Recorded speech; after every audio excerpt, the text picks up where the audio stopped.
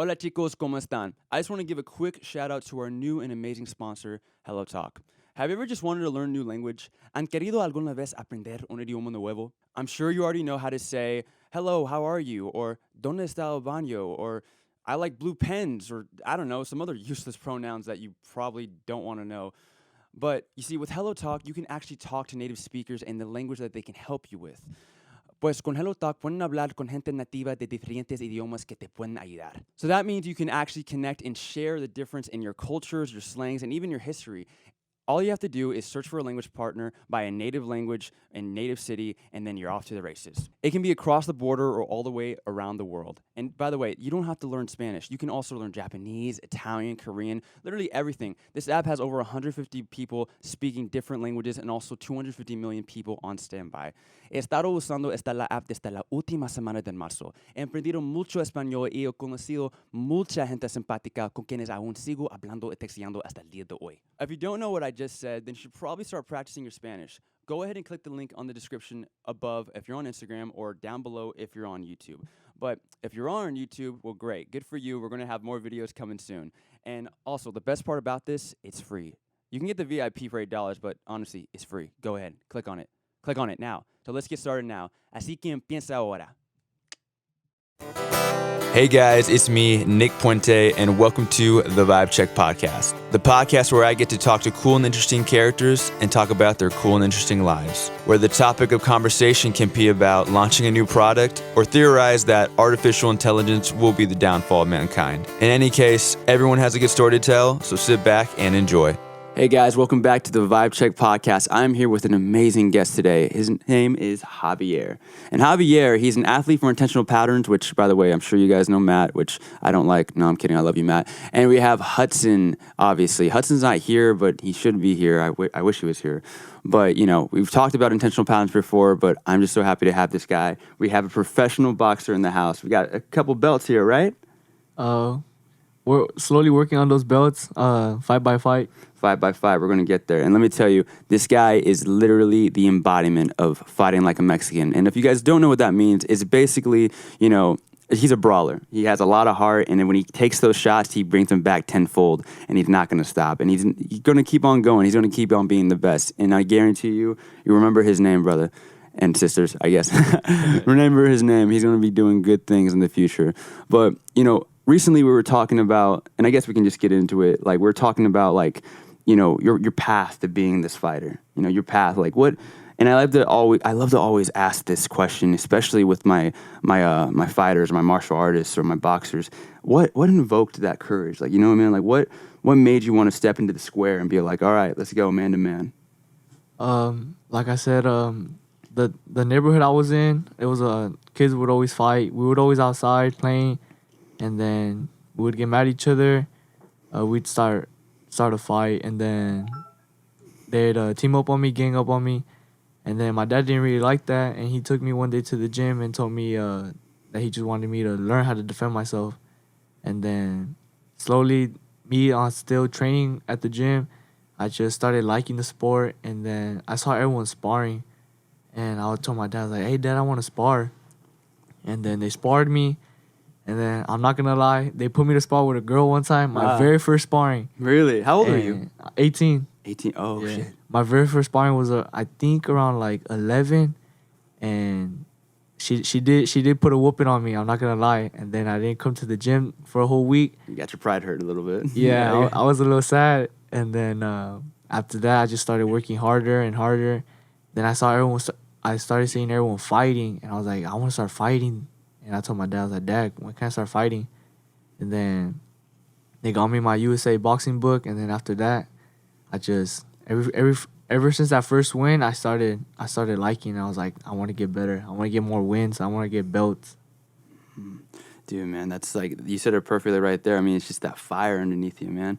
And just to point out, too, it translates a lot in life. Like, I think, honestly, you can argue this whether you want to or not, but team sports are one thing. Team sports are, you know, a beautiful thing, but when it comes to, like, you know, boxing or just martial arts, just like, you know, the man in the arena, really, just going through and just fighting, that's the best, you know, interpretation of just life. And the reason why I say that is because, you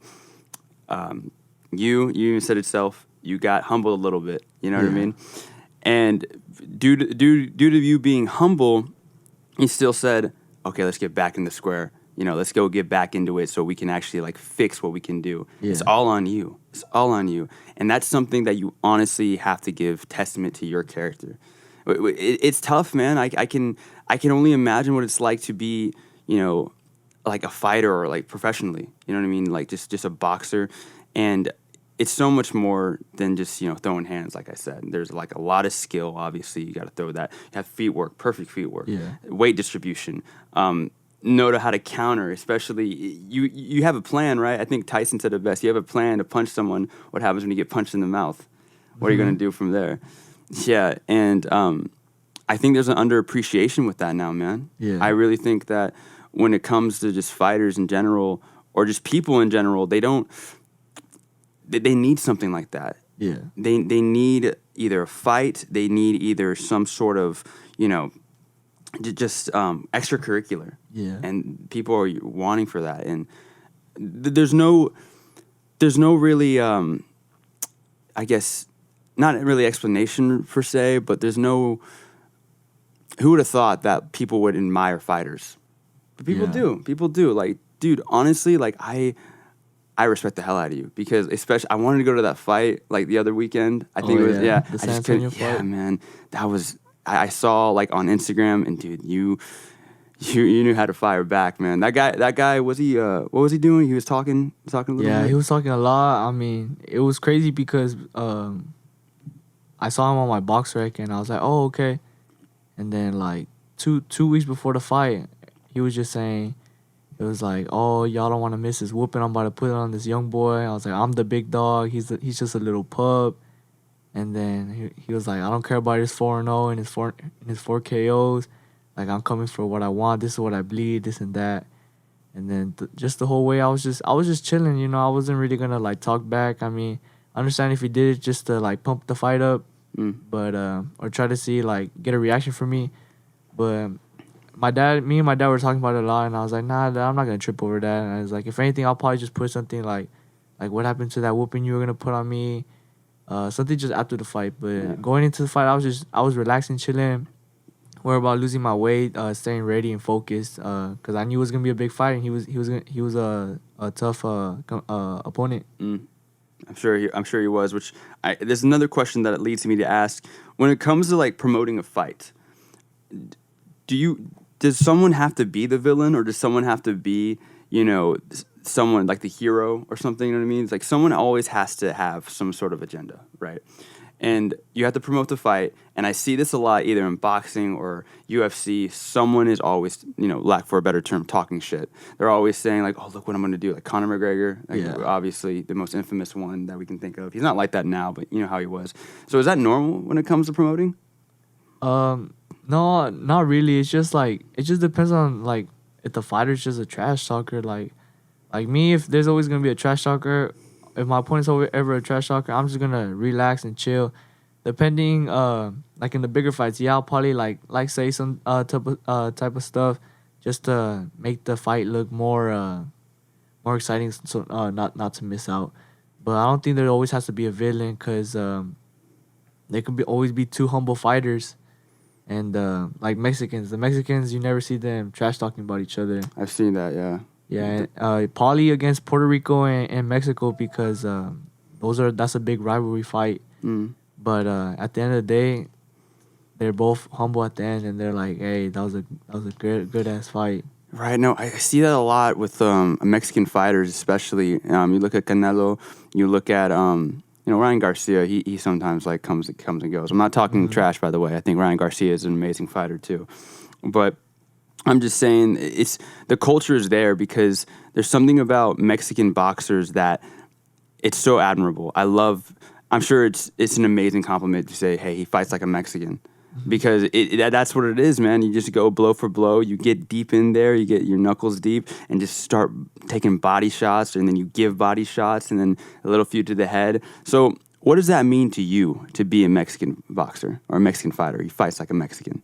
Well, people always said I fight like a Mexican because ever since I started, I've always hit to the body, sparrings and then when my coach would give me mid work, they always want me to dig on that body shot like as hard as I can, and everyone notices me as my power and my body shots.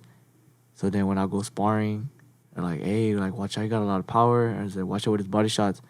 So knowing that a lot of people say I fight like a Mexican fighter, I actually like that, and I want to bring more. I want bring more Mexican into it because right now it's just like the body shots and the pressure I be putting, but slowly I want to add more. I look up to Eric Morales. Okay. That's my favorite fighter right there. He's just so like the flow he has and like he's just so calm and He's the a body brawler shots, too. Yeah. he's a brawler and like he knows when to brawl and then he knows when to like step back and like start boxing. Start boxing. Yep. So what else includes being a Mexican boxer or a Mexican fighter? Just at the end, like brawling right there, just toe to toe. It was like those past like the 1990s fight. Those were like the best fights because they were just right there in the middle of the ring, just brawling it right there. Yeah, To awesome, from the man. beginning of the bell to the end of the bell, almost every round. But then you'll see more of it come to the ending of the rounds to who wants it more. Then them thinking like, oh, this is where I come from. This is why I'm fighting for this, and also the sweat, the blood, the sacrifice, because this is what the sport takes a lot. It's a lot of sacrifice, especially in your training camp. You gotta leave a lot of things. You gotta leave your family, your kids, your home, and you gotta eat right, stay in shape. So that's what they think at the end. And then when those last 10 seconds come, they're like giving it all out. And it's just a win-win for everybody. It's a win for the fighter and especially a win for the people seeing an amazing fight like that. Yeah, man. I mean, you touched another thing that people don't understand too when it comes to fighting, or it's actually getting more light to it, is just cutting for weight, or just trying to make weight, or eating properly. And correct me if I'm wrong, but it's not just like, oh, you need to eat this, you got to eat that. It's more like, no, you kind of not have to eat anything. You can't, like, you have to. I've seen people just spit because they can't have too much water weight. Right. Can you get into that? Has it been difficult for you, or has it been challenging at all? When I was an amateur, it really wasn't. Making weight was pretty easy.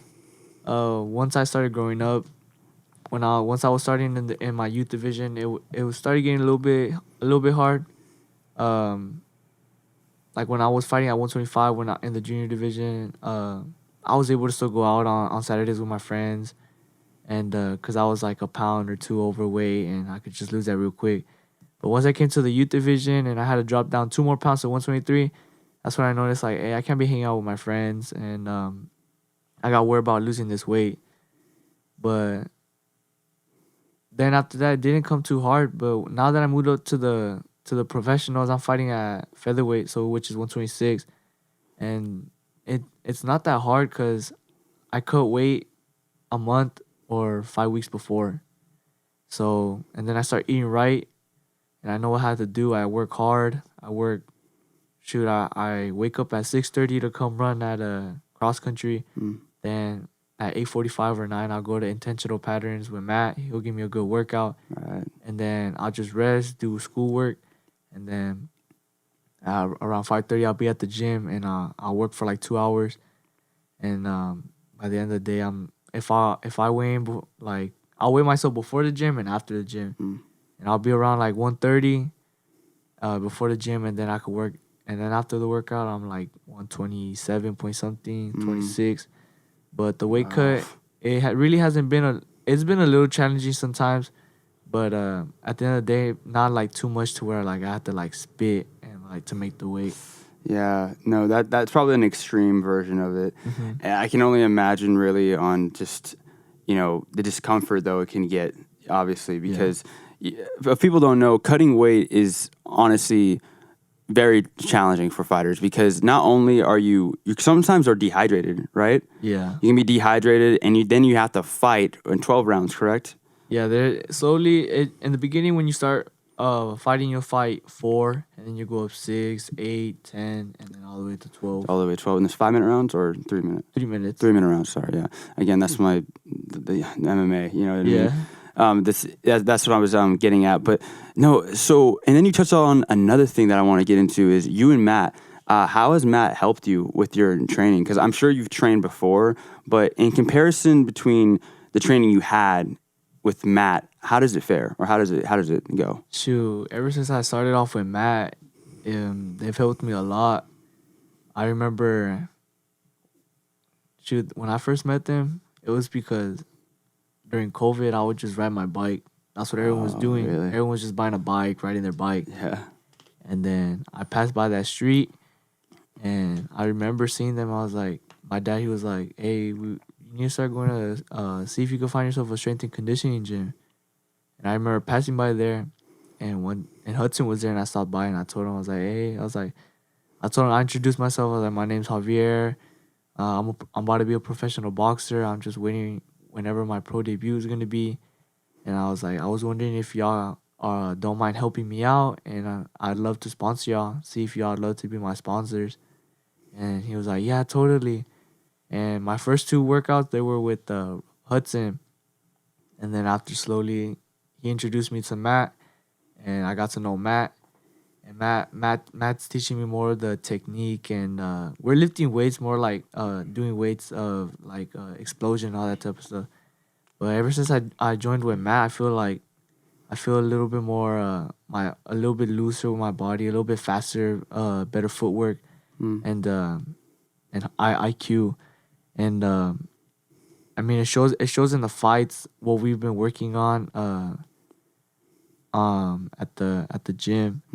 And I noticed it. I was like, every time I come back, I always talk to him about the fight, and I tell him, I was like, hey, what we were doing here, I remember when you told me to duck down and come with that over, and I landed a shot like that, and I hurt the kid, and I was like, that's what we've been working on. That's how we know we're doing good. Right. Yeah. No, that's how it goes. Matt tells me a lot of good things about you, man. And, just want to let you guys know, when it comes to helping out people and just helping out others, it can go a long way. I mean, you have a guy right here, and, and you also have the intentional pattern, small business. You guys are building each other up one day at a time. And it shows, man. I mean, this guy right here, I know you're like right here, but like, so this guy right here is literally on his way to being one of the most well-known boxers in Texas, if not maybe the country too. Yeah, he'll get there. Trust me, he will get there. And when you're on TV or HBO, just don't forget about me. Shout out to Vibe Check. No, I'll always give a shout out to Vibe Check. Joe, always give a shout out to the Vibe Check. Hell yeah, man.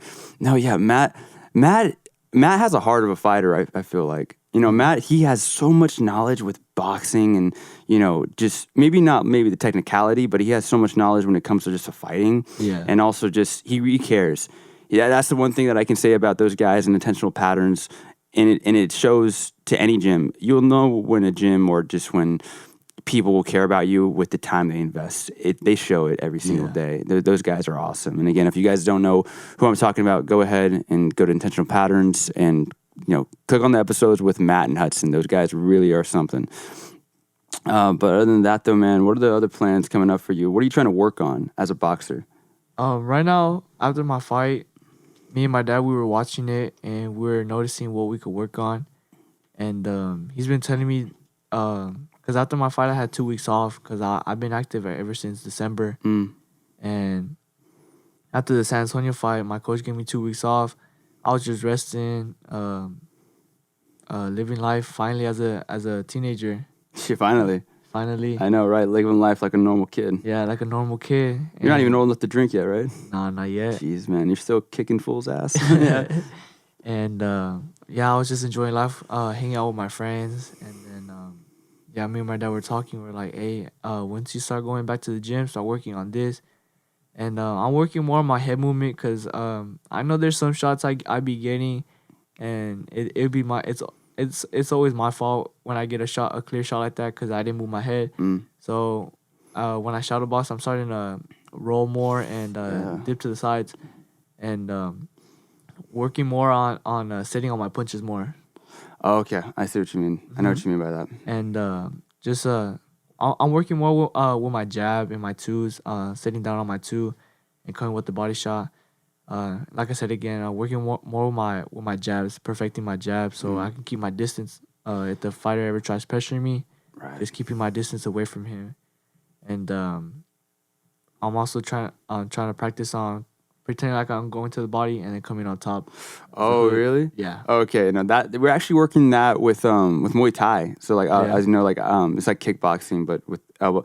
I'm swear, like all my Muay Thai friends, they're like, no, it's not kickboxing, it's Muay Thai. But for the people out there that don't know, it's kickboxing, but better with elbows and knees. But we're doing the same thing too. We still do a lot of hands too. We're not nowhere as near.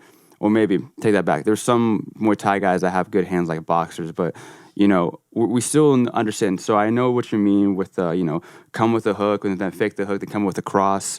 You know what I mean?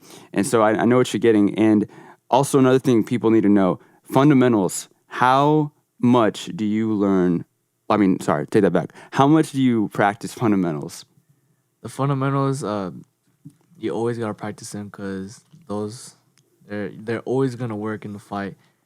So the footwork, people always have to start with the footwork, the jab, the 1-2, the 1-2-3 slowly until you get it, until you know how to throw it right. Then you move on to the next combo. And that jab, that 1-2, that 1-2-3, that's always gonna be there. Mm-hmm. So you always gotta practice it. A lot of people think like, oh, I'm not gonna use my jab, but it is true what they say. The jab is the key. The jab is what opens up the body shot. It opens up everything. Opens up the two. What's gonna get you that knockout?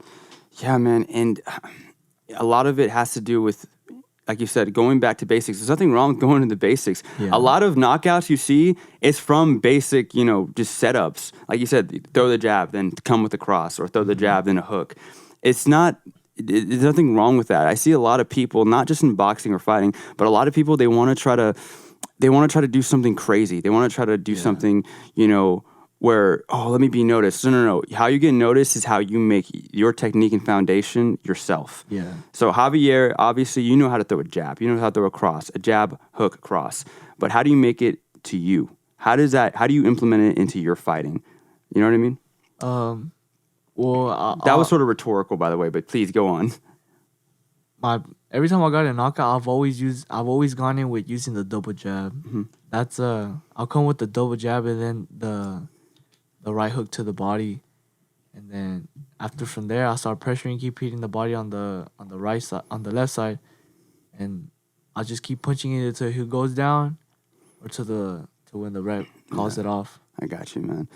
Dude, honestly, how does it feel to be in the arena? Like, before I get into it, it's just that there's something euphoric and also terrifying, I can imagine, because you have all eyes on you. Mm-hmm. But I think that's where the fun is. You see, people got to understand the most fun I've ever had is when I was scared at first. Yeah. Like, for instance, I can say, like, roller coasters. Let's think about that. People, they're afraid of roller coasters, but afterward, they're like, yeah, let's do this again. Yeah. They turn that, it's true, because that's the most, that's a very, I guess you could say, weird, irrelevant comparison. But in some cases, it's true in the regards to turn that fear into passion. Yeah. Because I think they're all on the same spectrum. Come on, like, you have to admit, you've been nervous or anxious before, right? I'm not gonna lie, my first fight, I was like 50-50 because my last fight was in the amateurs, and it was in the nationals, a big ranking tournament, and that was my last time fighting.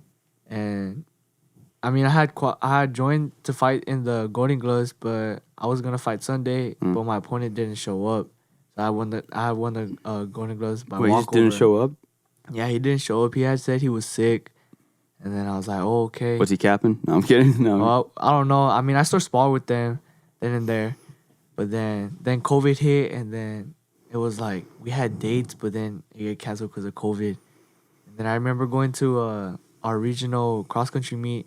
My dad calls me, and he's like, hey. I was like, Riggs, my coach, he's saying that there's a high chance that you're going to be fighting on December 4th. And I was like, what's the percentage that this is true? Yeah. And he's like 90%. And I was like, oh, shoot. Oh, it's time to get ready. Yeah, I was like, time to get ready. I raced Tuesday, came back home that same day and went to the gym. And after that, I started working. And slowly, like, the fight started coming.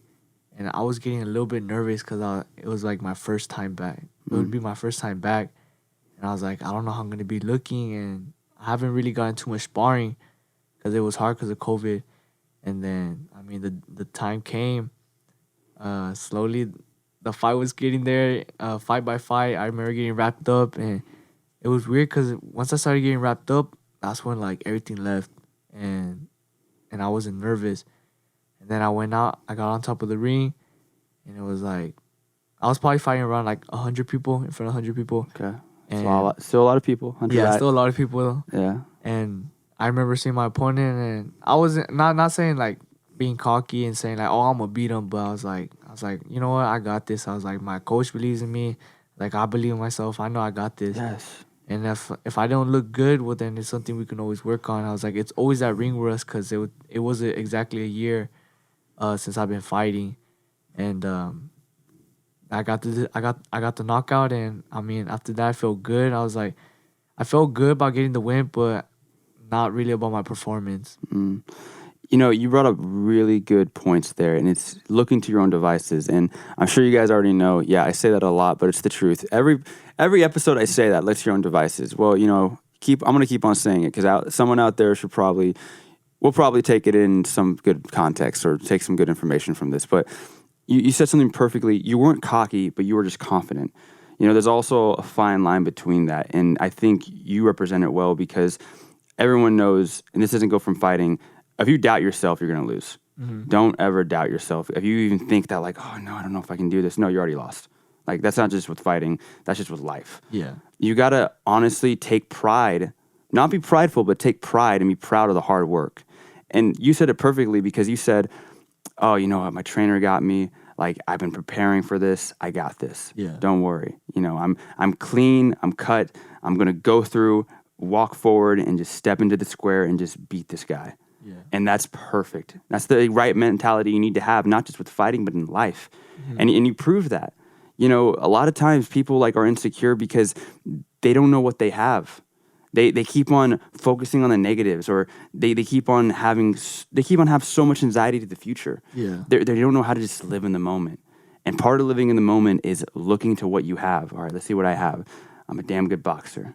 I got people that care about me. I got people in my corner that knows what they're talking about. I got Matt. He knows what he's doing when he's training me.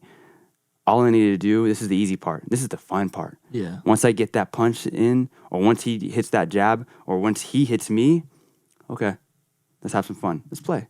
Yeah. That's all it is. I mean, I've seen it a lot too, and I've sparred before, and you know, you obviously know it too. It's kind of like a dance. It's like, all right, let's play. Come on, let's play. That's all it is. Let's play. Just have some fun. You know, I bet sometimes emotions get wild, but you know, a lot of times boxers and just fighters, and again, just people in general, it checks your emotion. You can't, you know this, you can't go in like, oh, like, you know, just trying to throw, here's a cross, there's an overhand cross, another one, because you're going to get winded. Yeah. And another thing is, too, emotions don't win fight. Discipline wins fight. You know that. Yeah, you already know that. I'm preaching to the choir right now. But another thing that you also said, too, was just, you know, the discipline that comes with fighting, it just goes a long way. It's more than just a fight. It's your livelihood, man. This is what makes you, you. It's the man or woman in the arena who, I'm sure it can be like a little nerve-wracking at some times where it's all like, damn, it's all on me. But I think that's when you turn, you know, nervousness or anxiousness into passion and pleasure. It's all on the same scale, I believe. Because you can easily turn that fear into like, oh, I'm excited now. Like, this is fun. Like, now I get to test myself in front of people. This is payday. Yeah. You know, all that hell going through sparring, cutting weight, this is the payday. I get to show off the modern-day gladiator right here in front of you, ladies and gentlemen. Seriously. That's what it is. You're kicking people's ass, and at the same time, you're having fun doing it. Yep. Yeah, you can't go wrong with that. Hell yeah. Have you ever played any other sports? Back when I was in middle school, I played football, basketball, and track. Oh, really? You play football? I played football. What position? I played safety and running back. No way. I played safety too. Oh yeah. Yeah, dude. Like, so what's the difference between team sports and you know, boxing? Just, you know, the difference in comparison. How does it feel?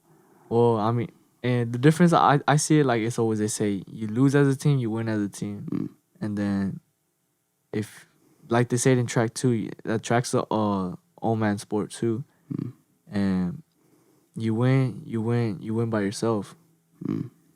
Cause they say a lot like you're the only one on top of that ring. So it's not like all the pressure's on you, but like that wins your win. That loss is your loss. You can't blame anyone else. Yeah, that whatever happened, it was mostly because of you. It couldn't be. It's not the fighter, the trainer's fault, or the people, or the judges, anything like that. Not like that, man. No, it's nothing like that.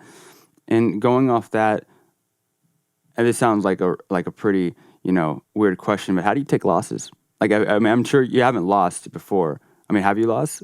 Wait. Back in the amateurs, I did lose a couple times. Professionally, you haven't. That's why I didn't know. Oh, professionally, no. no. That's what I thought. I think you're undefeated. Yeah. No, I was about to say. But amateur, you have I'm sure you've lost. Right? Yeah, I mean, before you know how to win, you like my dad says, you gotta know how to lose. That's what my dad's always said. And like I said, I won't lie. I lost my first fight, and after that, I went to like a 6-5 win streak win, and then my next loss, I was at a tournament in McKinney, Texas for silver gloves. And I fought a kid with like 90 fights. Damn. Yeah, he was in my division. So he was a veteran pretty much, yeah. Yeah, I didn't know nothing about him. Just that he had 90 fights and I barely had 7. And I still put a good fight, but he was a better man that day, and I took the loss, and it was hurt because I had got I was in a streak win, and I cried a little bit, but you took it on the chin, man. Yeah, I took it in the chin. I went straight back to the gym that Monday. I went back to work, and kept on working, and I was getting my wins. But like, there's some people that don't know how to take wins. Losses. And there's some people that don't know how to take wins either. Yeah, they don't know what to do with it. They're like, I'm on top. Now to relax. Yeah, they think they win a tournament and they think they won a national title, and it's crazy. But especially with people who are constantly like winning, and they're just used to winning, and they're like, we already know we're gonna win. Like that's good that you're gonna win. You have that confidence, but they don't know how to take a loss at the end of the day. Yeah. And I've seen that many times. Many people, they get the losses and they're yelling. They're yelling at the judges, at the refs, and they're like, it's not their fault. It's not their fault. It's all on you, bud. Yeah, and they're. I remember seeing the JOs. The one kid, he lost, and you know how they do it in the Olympics with the first, second, third. The pedestals. Yeah. He was supposed to be in the second pedestal, and he never showed up since they lost. Oh wow.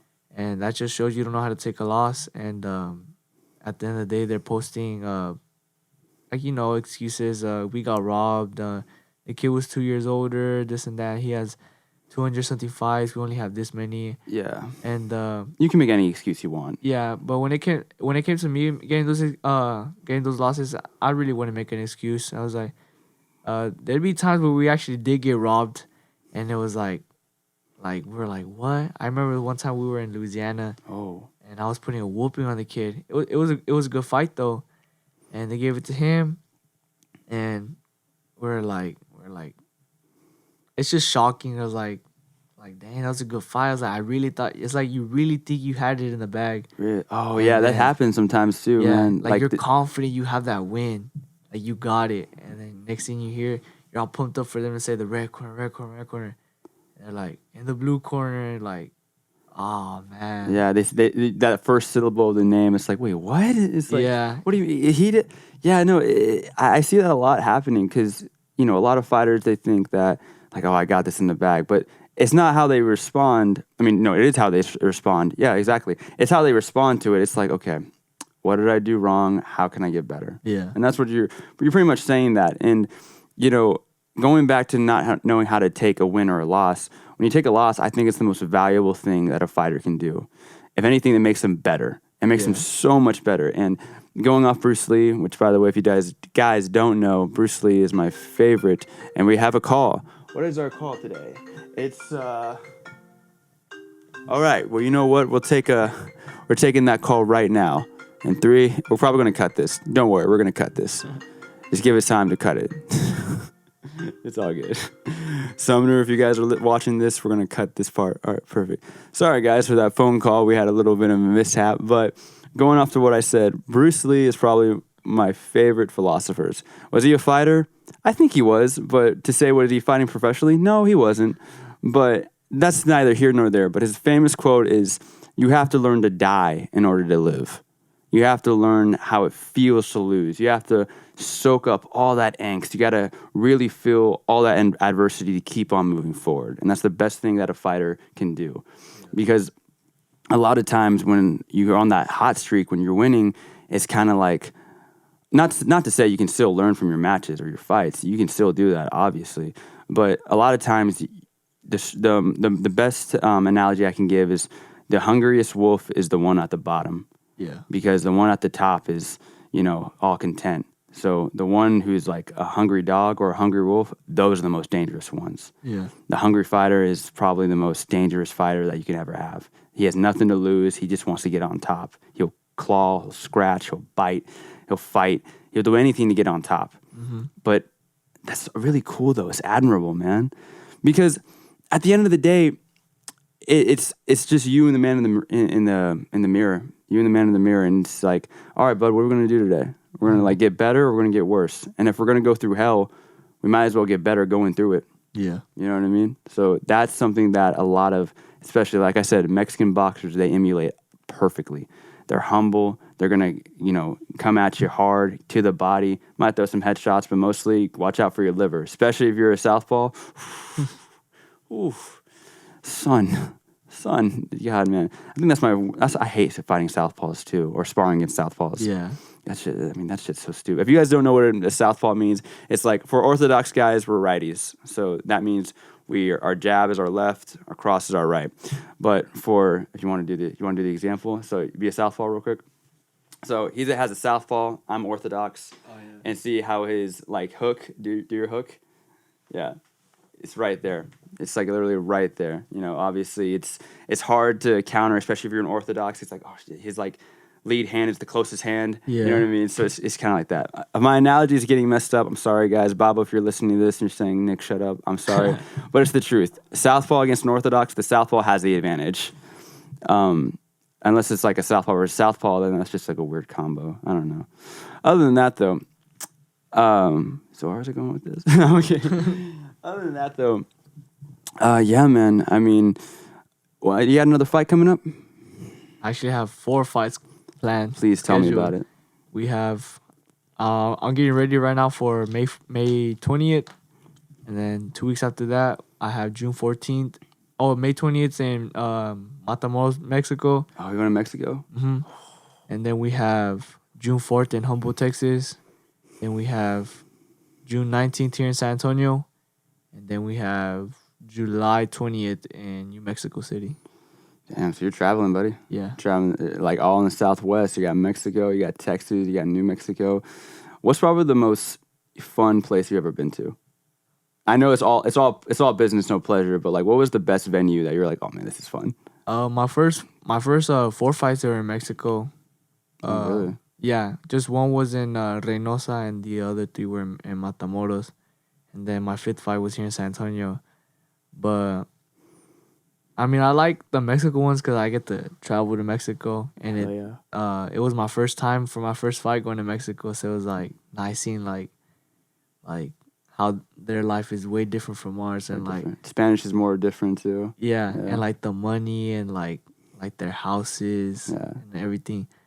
But my favorite fight has to be the San Antonio one here. Because it was just an amazing experience fighting in front of my family. Friends. My friends, intentional patterns, my school, and then everyone else who just supports me.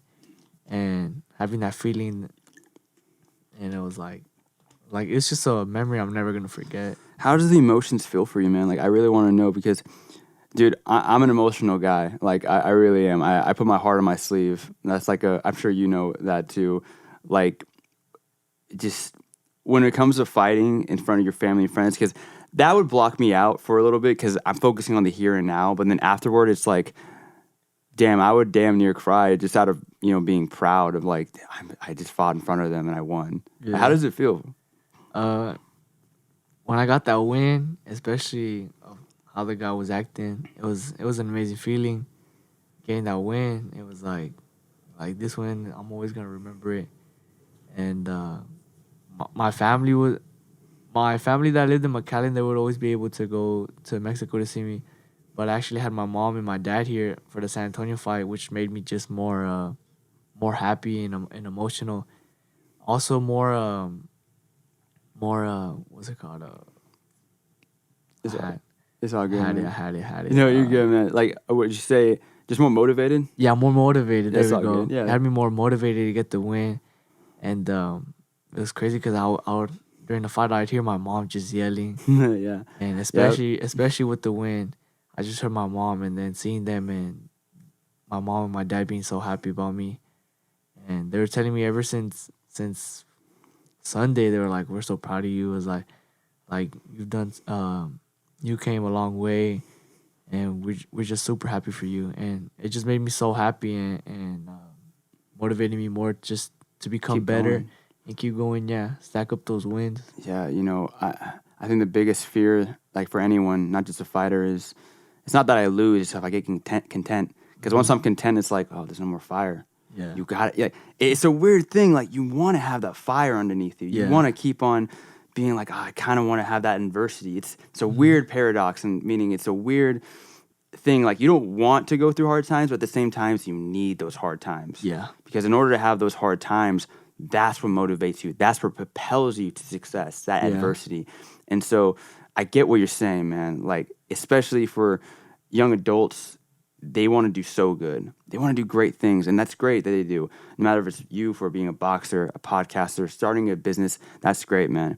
But just know that the biggest thing that I can give to anyone is really authenticate yourself. yeah, You may fight like a Mexican, which is a good compliment, but at the end of the day, you're still going to fight like Javier. yeah, Yeah, it just so happened Javier fights like a Mexican, but what makes him so polarizing is because of who you are as a person, the individual. Like, there's a reason why people say, I want to fight like Floyd. I want to fight like Canelo. I want to fight like Oscar. Well, that's great, but how about you fight like yourself? yeah, Fight like yourself. Be yourself. Authenticate. I see a lot of times, man, people like to copycat. You got a lot of copycatters. That's not a word, but I made it up.